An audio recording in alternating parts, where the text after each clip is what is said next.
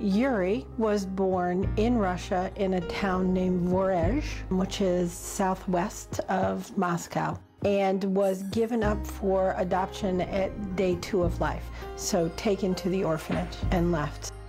Around the 5th to 6th week of Yuri's mother's pregnancy in Russia, when he was a fetus, his abdominal wall did not form, so he was born with his bladder and all of his genitalia open to the outside world.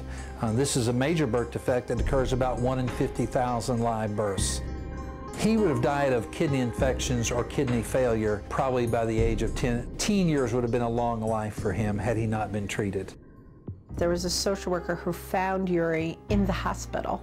She got him out on a medical visa and found a family in Erie, Pennsylvania, who agreed to have him for a little while. That family took him to a urologist in Erie, Pennsylvania, who'd been trained by Dr. Gearhart.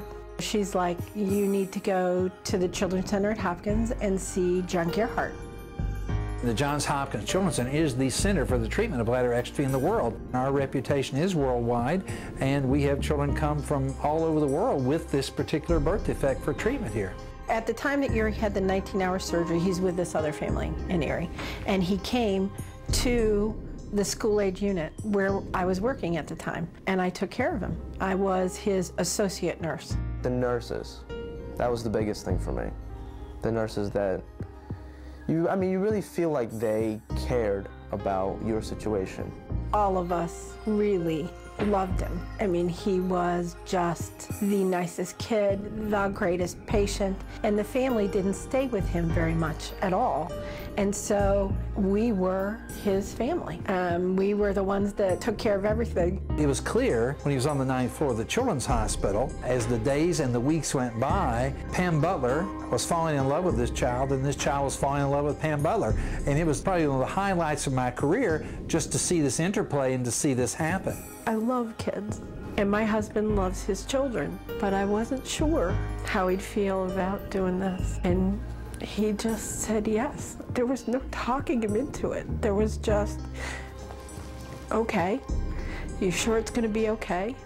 And he trusted me, and then he met Yuri, and that was it. And a week later, with 3 garbage bags, Yuri moved in.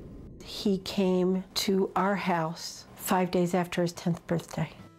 I remember getting here and these guys accepted me the moment I walked in the door. It was like I was normal, finally. The fabric he's woven in to the picture of our family, so integrated that it's hard to think about when he just wasn't my son. Well, that's cool. There's no way Yuri would be 21 and going to college had he not had that surgery.